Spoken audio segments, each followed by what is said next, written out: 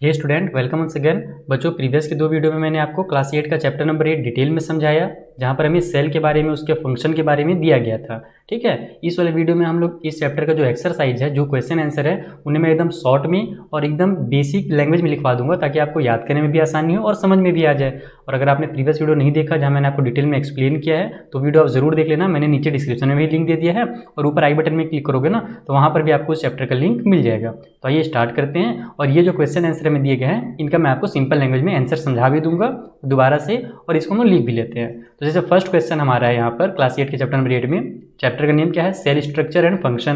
Question number 1 हमें दिया हुआ है ट्रू फॉल्स। ठीक है, ट्रू फॉल्स सभी बच्चे जानते हैं।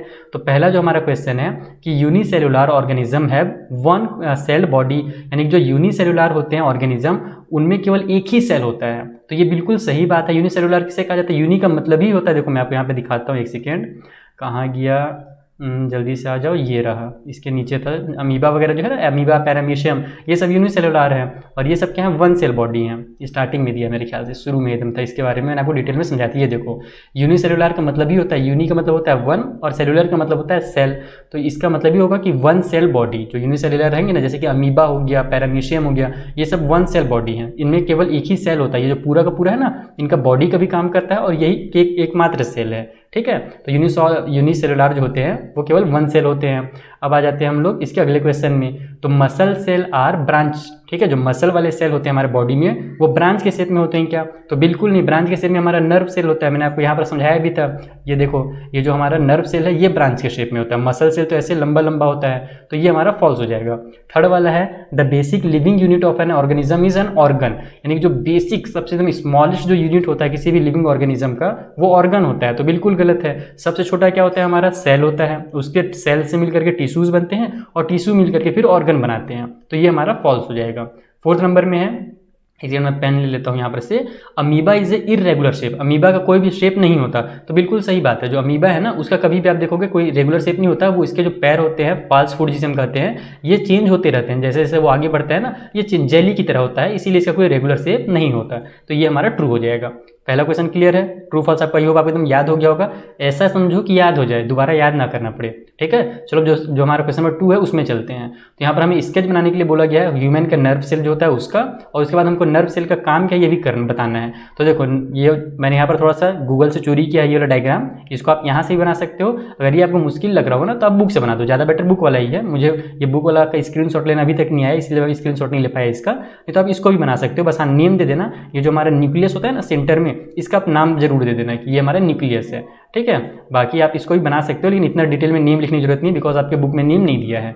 अब इसका काम क्या है? तो नर्व सेल का बहुत ही इंपॉर्टेंट काम होता है कि हमारे बॉडी को ये मैसेज पहुंचाता है। हमारे जो बॉडी के पार्ट्स, जैसे मैं भी फिंगर से अपना माउस हिला रहा हूँ ना, तो ये मेरा नर्व सेल ही ये मैसेज को मेरे माइंड से मेरे हाथ तक पहुंचा रहा है। तो इसको आप इस तरीके से लिखोगे कि the function of a nerve cell is to transmit message to the brain and also to take away message from the brain to the receptor organ, यानी कि हमारे ब्रेन तक मैसेज लेकर के जाता है, और ब्रेन से फिर हमारे ऑर्गन तक ये मैसेज वापस पहुंचाता है।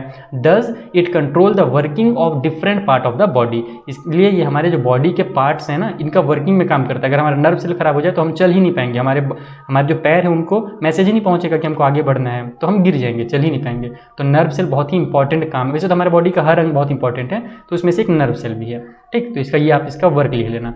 अगले क्वेश्चन में चलते हैं, क्वेश्चन नंबर 3 में। इसमें हमको शॉर्ट नोट से लिखने हैं, किसके किसके ऊपर? तो साइटोप्लाज्म के ऊपर और न्यूक्लियस के ऊपर। तो देखो, साइटोप्लाज्म क्या होता है? जो हमारा दिखा देता हूँ मैं आपको फिर से।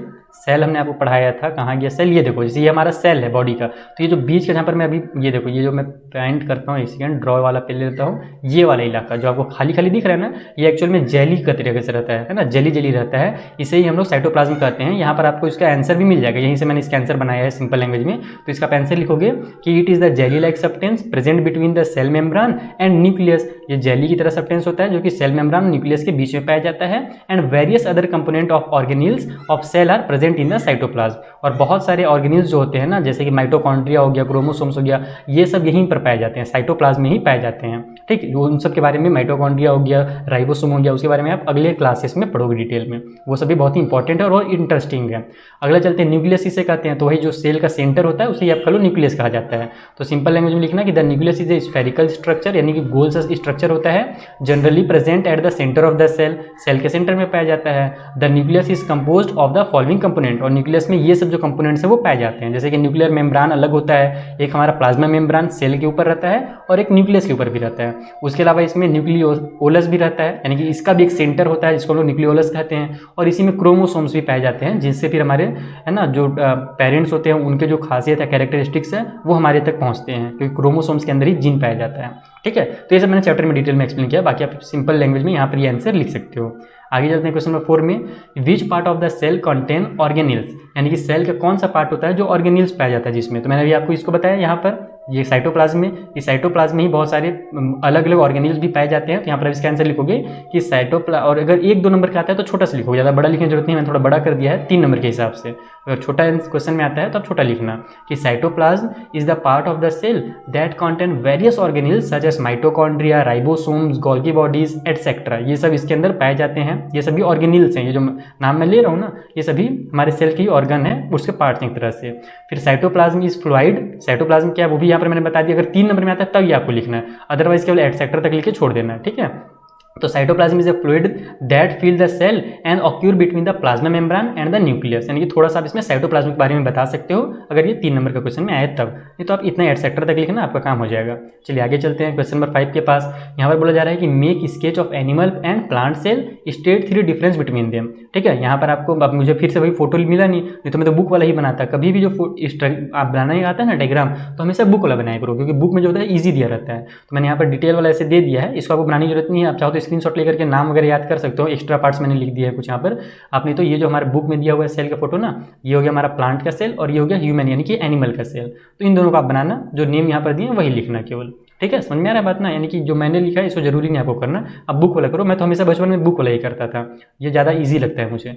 ठीक, तो अब बुक वाला करना। अब इसमें हम लोग जो क्या बोलते हैं डिफरेंसेस है वो देख लेते हैं। तो जो एनिमल का सेल होता है ना, ये थोड़ा सा स्मॉल होता है प्लांट के सेल के कंपेरिजन में, सॉरी प्लांट सेल बोल रहा हूँ। जो ये एनिमल हमारा है, मैं उल्टा इसको लिख दूँगा, 1 सेकंड रुको, ये 1 सेकंड रुकना ना, लगता है मुझे मैं उल्टा इसको लिख दिया हूँ। नहीं उल्टा नहीं है, सीधा ही है। देखो यहाँ पर जो एनिमल सेल होता है ये छोटा होता है, बिल्कुल सही है, और जो प्लांट के सेल होते हैं वो लार्जर होते हैं एनिमल सेल से, तो they are usually larger than animal cell. ठीक है, प्लांट के सेल थोड़े से बढ़ेंगे, आपको यहाँ पर फोटो में भी दिख रहा होगा।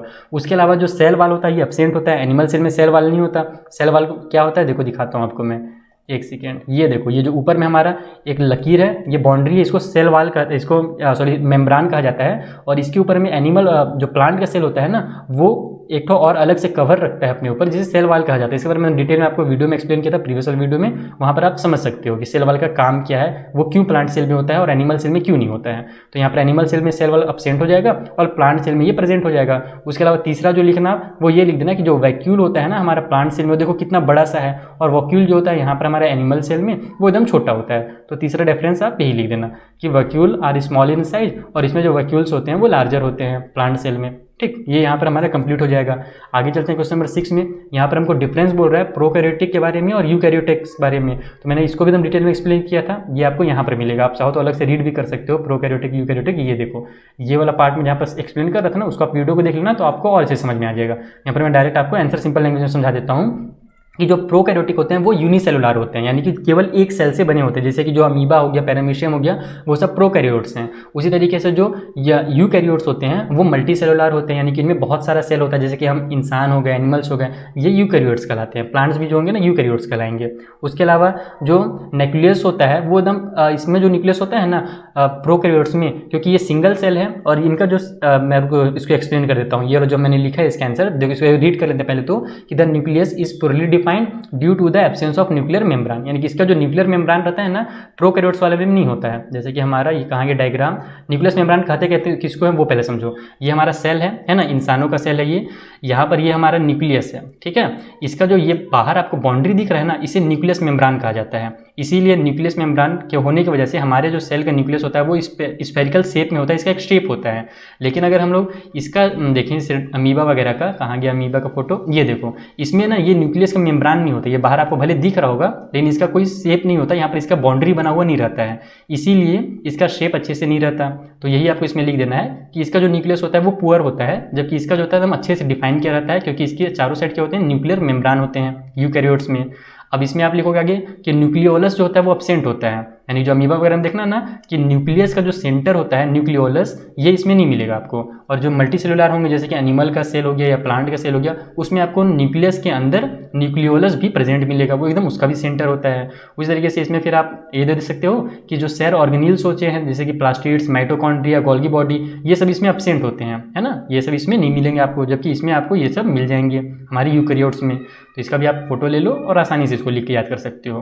लास्ट में इसका आप एग्जाम्पल दे देना कि बैक्टीरिया हो गया, ब्लू ग्रीन एल्गा हो गया, ये सब प्रोकैरियोट्स हैं। और फंगी हो गया, प्लांट हो गया या एनिमल हो गया, इनका जो सेल होता है ये यूकैरियोटिक होता है। तो इस तरीके से आप लास्ट में एग्जाम्पल जरूर दे देना, भले इसमें आप ये बड़ा बड़ा जो लिखा है मैंने ना उसमें से एक आध पीस को भले वो कर देना, स्किप कर देना, लेकिन एग्जाम्पल्स लिख देना, उससे आपको याद भी रहेगा कि प्रोकैरियोट्स क्या होता है, यूकैरियोट क्या होता है, और आसान भी रहता है एग्जाम्पल लिखना।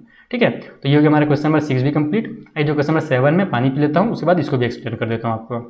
तो देखो क्वेश्चन नंबर 7 में क्या बोला जा रहा है हमसे कि where are chromosomes found in the cell, एक सेल के अंदर क्रोमोसोम कहाँ पर होते हैं और स्टेट देयर फंक्शन, और इसका आपको काम भी बताना है कि क्रोमोसोम का काम क्या होता है। तो मैं पहले तो एक्सप्लेन करता हूँ सिंपल में कि जो हमारा न्यूक्लियस होता है ना, सेल का जो सेंटर होता है न्यूक्लियस, उसी के अंदर आपको धागे की तरह एक संरचना दिखेगा, स्ट्रक्चर दिखेगा, उसे ही हम लोग क्रोमोसोम कहते हैं। इसके अंदर जीन पाया जाता है और वही जीन आपके पापा के जो कैरेक्टर होंगे या फिर आपके पापा जैसे मान लो करली हेयर है तो आपके में वही करली हेयर आ जाएगी, अगर अपनी मम्मी की ब्राउन आइज है ना, तो वो आपके में आ जाएंगी। तो ये काम करता है हमारा क्रोमोसोम। तो इसका आंसर आपको इसी तरीके से लिख देना है कि the nucleus contain thread like structure called chromosome. Nucleus में थ्रेड लाइक स्ट्रक्चर होता है जिसे हम क्रोमोसोम कहते हैं, और chromosome play an important role in the inheritance of characters, यानी कि यही इनहेरिटेंस को यही बोला जाता है कि अनुवांशिक जो लक्षण होते हैं उसको एक जनरेशन से दूसरे जनरेशन में पहुंचाने का काम करता है। They carry gene that help in the transfer of characters from the parents to the offspring, यानी कि वही पेरेंट्स से संतान तक, वंशज तक ये खासियत को पहुंचाने का काम करता है क्रोमोसोम। ठीक है, जीन यानी कि क्रोमोसोम के अंदर जो जीन रहता है वो। ये हो गया हमारा क्वेश्चन नंबर 7 भी कंप्लीट। एक क्वेश्चन नंबर 8 कर लेते हैं। यहाँ पर क्या बोला जा रहा है कि cells are the basic structural unit of a living organism explain, यानी कि जो सेल होता है वो बेसिक स्ट्रक्चरल यूनिट होता है। या कुछ चैप्टर में ये वर्ड दो तीन जगह मैंने जब पढ़ा रहा था 2-3 जगह आया था लिखा हुआ ना, इसको आपको एक्सप्लेन करना है कि एकदम ये स्टार्टिंग का जो हमारा बॉडी जो बना है या फिर किसी भी लिविंग ऑर्गेनिज्म का जो बॉडी बनता है उसका जो सेल होता है वो सबसे बेसिक चीज होता है। तो इसको कैसे लिखना है आपको, इस तरीके से लिखना है कि ये cell is the smallest unit of life and is capable of all living function. ठीक है, एकदम सबसे स्मॉलेस्ट यूनिट होता है। उसके अलावा cell are the building block of life, जैसे हमारे बिल्डिंग के जो पत्थर होते हैं यानी कि ईंट होता है बिल्डिंग में, उसी तरीके से हमारे बॉडी में हमारे सेल होते हैं। ठीक है, both bricks in building and cells in the living organism are basic structural unit, यानी कि बिल्डिंग के लिए हम लोग ईंट जैसे लगाते हैं ना, बिना ईंट का बिल्डिंग नहीं बन सकता, उसी तरीके से बिना सेल का हमारा बॉडी नहीं बन सकता, इसीलिए इसे बेसिक स्ट्रक्चरल यूनिट कहा जाता है। In the living world, organism differ from one another, but all are made up of cell, यानी कि आपको इस वर्ल्ड में बहुत सारे एनिमल दिखेंगे, है ना, बहुत सारे पक्षियाँ दिखेंगे, सब ऑर्गेनिज्म जो है अलग, एक दूसरे से अलग दिखते हैं, लेकिन उनका जो सेल रहता है ना, यानी कि सभी जो होते हैं वो आखिर में सेल से ही मिलकर के बने होते हैं। ठीक है, तो ये इसका आंसर हो जाएगा। अब चलो क्वेश्चन नंबर 9 में चलते हैं और उसके बाद जो 10 है उसको जल्दी से कंप्लीट करेंगे। तो 9 में हमसे बोला जा रहा है कि explain why chloroplast are found only in plants, यानी जो क्लोरोप्लास्ट होता है वो केवल प्लांट में क्यों पाया जाता है। तो देखो क्लोरोप्लास्ट का काम क्या है, क्लोरोप्लास्ट में क्लोरोफिल पाया जाता है, और क्लोरोफिल वही जो क्या बोलते हैं उसको, फोटोसिंथेसिस होता है ना, पौधों जो खाना बनाते हैं सनलाइट के प्रेजेंट में, तो वही क्लोरोफिल उसमें काम करता है। तो इंसान तो अपने अंदर खाना बनाते नहीं, इंसान तो बाहर खाना बनाते हैं और उसको फिर खाते हैं। ठीक है, लेकिन प्लांट्स अपने अंदर ही खाना बनाते हैं। ये आपने क्लास 6 में पढ़ा था और शायद मेरे ख्याल 7 में मैंने आपको बनाया फोटोसिंथेसिस के बारे में। तो इसका आंसर आप इसी तरीके से लिख दोगे कि chloroplast are found only in plant cell, जो क्लोरोप्लास्ट होते हैं केवल प्लांट सेल में पाए जाते हैं, और they contain a green pigment called chlorophyll, और इसमें एक ग्रीन कलर का पिगमेंट पाया जाता है, पदार्थ पाया जाता है जिसे हम लोग क्लोरोफिल के नाम से जानते हैं। This green pigment is important for photosynthesis in green plant, और यही जो हमारा ग्रीन पिगमेंट है क्लोरोफिल जो है वो फोटोसिंथेसिस के लिए बहुत ज़्यादा जरूरी है। अगर ये क्लोरोफिल नहीं रहेगा ना तो फोटोसिंथेसिस नहीं होगा। तो जो लास्ट हमारा क्रॉस वर्ड बना है ना उसे भी कंप्लीट करते हैं जल्दी से। तो देखो यहाँ पर मैंने इसे पहले ही कंप्लीट करके रखा है, फिर मैं आपको एक बार एक्सप्लेन कर देता हूँ जल्दी से। पहला जो हमारा है कि दिस इज नेसेसरी फॉर, इसको ऐसे आप अपने से करना ज़्यादा मजा आएगा, इससे आपका ना रिवाइज भी हो जाएगा और फिर आपको इंटरेस्टिंग गेम की तरह ही लगेगा, ठीक है। तो कोशिश करना अपने से करने का, अगर नहीं समझ में आएगा तब आप फिर वीडियो को आगे देखना और फिर इसे समझ के अच्छे से अपने से पूरा कर लेना। तो मैं आपको समझा देता हूँ, चलो। This is necessary for photosynthesis, photosynthesis के लिए जरूरी है। तो अभी हमने पढ़ा कि जो क्लोरोफिल होता है वही फोटोसिंथेसिस के लिए जरूरी है, और इसे कैसे हम लोग को लिखना है, अक्रॉस लिखना है, यानी कि इस तरीके से। एक सेकंड, पेन कहाँ गया, हाँ, इस तरीके से हमको इसको लिखना है। तो पहला वाला जो है, देखो पहला यहाँ पर 1 नंबर लिखा है ना, तो यहाँ से आपको इधर जाकर के सीधा ऐसे जाकर के लिखना है। तो देखो यहाँ पर क्लोरोफिल मैंने लिख दिया। दूसरे वाले में क्या बोला जा रहा है कि तीसरा नंबर का जो लाइन मिलेगा आपको, उसमें क्या करना है, term for component present in cytoplasm, यानी कि साइटोप्लाज्म में जो भी चीज़ें पाई जाती हैं, जो टर्म है ना, जो भी वहाँ पर ऑर्गन पाए जाते हैं, ऑर्गन या फिर आप क्या कर लो पिगमेंट वगैरह जो पाए जाते हैं, उसको हम लोग क्या नाम से बोलते हैं, तो उसी को हम लोग ऑर्गेनील्स के नाम से बोलते हैं। अभी 2-3 जगह हमने ऑर्गेनील्स के बारे में पढ़ा था, है ना, क्वेश्चन भी था उससे रिलेटेड। तो इसका 3 नंबर यहाँ देखो लिखा हुआ है, इसमें आप ऑर्गेनील लिख दोगे, ऐसा मत लगाना क्योंकि यहाँ पर जगह नहीं है।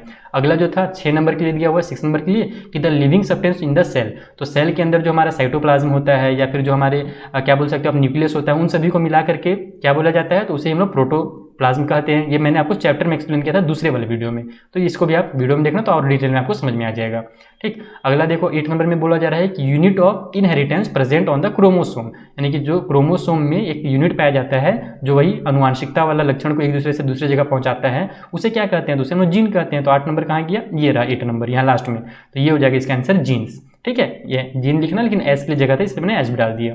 अब आते हैं डाउन वाले में, यानी कि ऐसे ऐसे वाले लिखने में। तो पहला है ग्रीन प्लास्टिड्स, तो ग्रीन प्लास्टिड्स कौन से होते हैं, देखो वहाँ पर बहुत सारे प्लास्टिड होते हैं हमारे ये पौधे वाले सेल में, प्लांट के सेल में जो डॉट डॉट आपको दिखेगा ना, छोटा छोटा बिंदु बिंदु दिखेगा, वही उसी को प्लास्टिड्स कहते हैं। तो ग्रीन कलर जो प्लास्टिड होता है उसे ही हम लोग क्लोरोप्लास्ट कहते हैं, और क्लोरोप्लास्ट के अंदर क्लोरोफिल पाया जाता है। तो इसका आंसर हो जाएगा क्लोरोप्लास्ट पहला नंबर में। दूसरे नंबर में बोला जा रहा है form by collection of tissue, तो देखो छोटा छोटा सेल होता है, सेल से मिलकर के ऑर्गन बनता है, और सॉरी ऑर्गन बोल रहा हूँ, सेल से मिलकर के टिश्यू बनता है और टिश्यूज से मिलकर के फिर ऑर्गन बनता है। तो इसका दूसरा का आंसर हो जाएगा ऑर्गन, ठीक है, यहाँ पर आपको दिख रहा है। 4th नंबर में आया है अगला क्वेश्चन कि it separate the content of the cell from the surrounding medium, यानी कि ये जो सेल के कंपोनेंट्स हैं, चीज़ें जो दी गई है सेल के अंदर, जैसे माइटोकॉन्ड्रिया हो गया, न्यूक्लियस हो गया, साइटोप्लाज्म हो गया, तो इनको एक मीडियम से दूसरे मीडियम के लिए अलग करता है, यानी आप कह लो एक तरह से बॉर्डर का काम करता है। तो बॉर्डर का काम कौन करता है, तो जो मेम्ब्रेन होता है वही काम करता है। तो मेम्ब्रेन आपको इसका भी होता है, तो सेल का भी होता है, इसे प्लाज्मा मेम्ब्रेन कहते हैं, और दूसरा हमारा न्यूक्लियस का भी होता है, जिसे न्यूक्लियस मेम्ब्रेन कहा जाता है। तो इसमें केवल आपको मेम्ब्रेन लिख देना है, ठीक है, एक तरह से आप उसको कह सकते हो बॉर्डर रहता है वो सेल का। अगला है 5th नंबर में empty structure of cytoplasm, cytoplasm में जो इम्पटी स्ट्रक्चर रहता है खाली खाली, उसे हम लोग वैक्यूल कहते हैं, जो हमारा प्लांट में बड़ा होता है और एनिमल वाले में वैक्यूल छोटा होता है। तो 5th नंबर का आंसर हो जाएगा वैक्यूल। कहाँ गया 5th नंबर का ऑप्शन, ये रहा, देखो यहाँ पर आपको वैक्यूल लिख देना है। और लास्ट में एक ग्रुप ऑफ सेल, सेल के ग्रुप को क्या कहते हैं, तो सेल के ग्रुप को टिश्यू कहते हैं, टिश्यू के ग्रुप को ऑर्गन कहते हैं। ये हो गया हमारा कंप्लीट। तो इस तरीके से मैंने आपको क्वेश्चन आंसर डिटेल में समझा दिया, आई होप आपको समझ में भी आ गया होगा और अब आप आसानी से याद भी कर पाओगे। मिलेंगे नेक्स्ट वीडियो में, जहाँ पर एक नया चैप्टर हम पढ़ना शुरू करेंगे। Thank you for watching.